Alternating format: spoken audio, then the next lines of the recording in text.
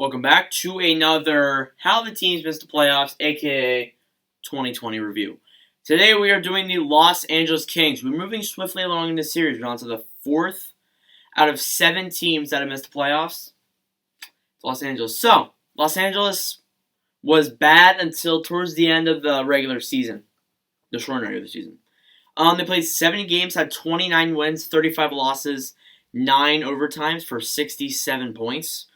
They were 7th in the Pacific and 28th in the league. Not a very good team this year, and you look at that, I think this team is going to be much better next year. Into the next coming years, I think this team is going to be way better coming into the next few years. The team, they have 178 goals scored and 212 goals against average.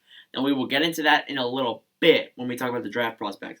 Their leaders, Anze Kopitar with 21 goals, 41 assists for 62 points. Second place is Alex Iafallo with 17 goals, 26 assists for 43 points. At number 3 is Drew Doughty with 7 goals, 26 assists for 35 points. So yeah, basically the same players that were the past few years. But this team is going to get better. I don't see them not getting better because they have some good prospects coming in. They have compared to the other teams we reviewed, compared to Anaheim, Buffalo, and Detroit that we've reviewed so far, these guys have a lot of cap space. A lot more cap space than other teams. So I'd be hyped for this. Their goaltending, Jonathan Quick, it has been bad for the past couple seasons.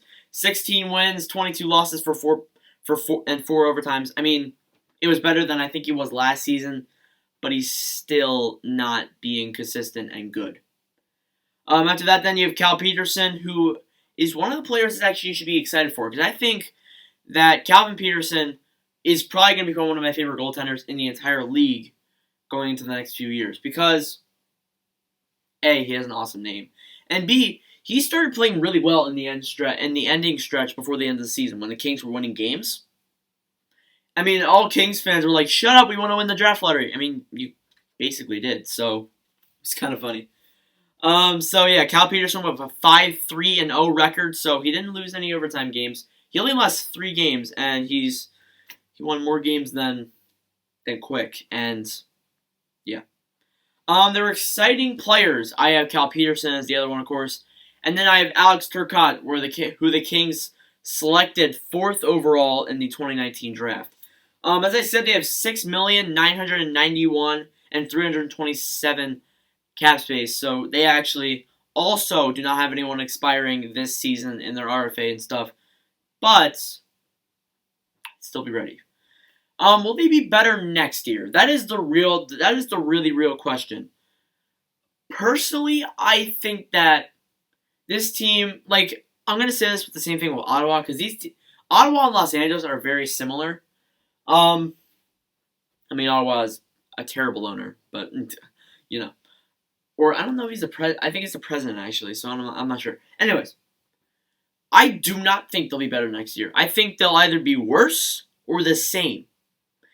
Because they get one more bad year like this, they can get any of the players in the 2021 draft, which I don't know, I can't think of any of them off the top of my head, but I'm sure there are some.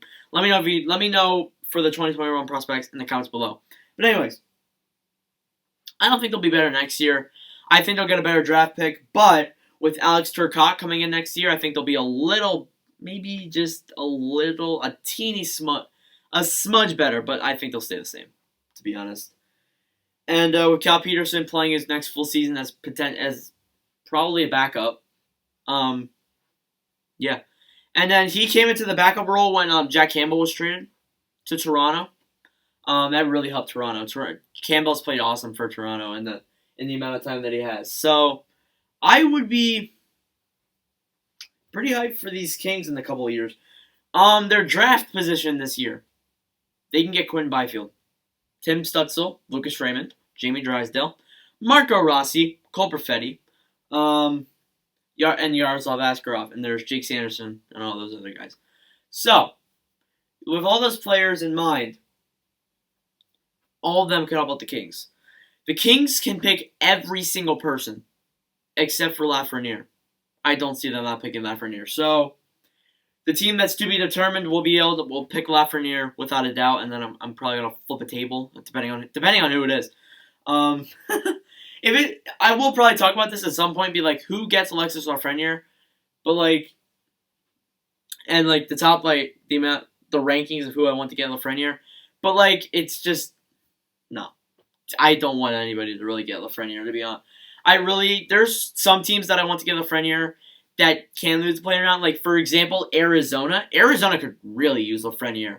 I mean, this is going off topic from the Kings, but why does my Wi-Fi keep disconnecting? But anyways, with the news from the LA Kings, away from that, I think that, Chicago would probably use him too. Because I think Chicago's starting to have a core that's kind of dying. Yes, they got Kirby Doc and Alex DeBrincat, but that's pretty much it. Kane's gonna be gone in the next few years. Keith, Crawford, Taze, they're all gonna be gone in the next few years, in the coming years. So you're gonna have to come back and rebuild that core. And I think Doc and DeBrincat are the center of that. And Boquist too.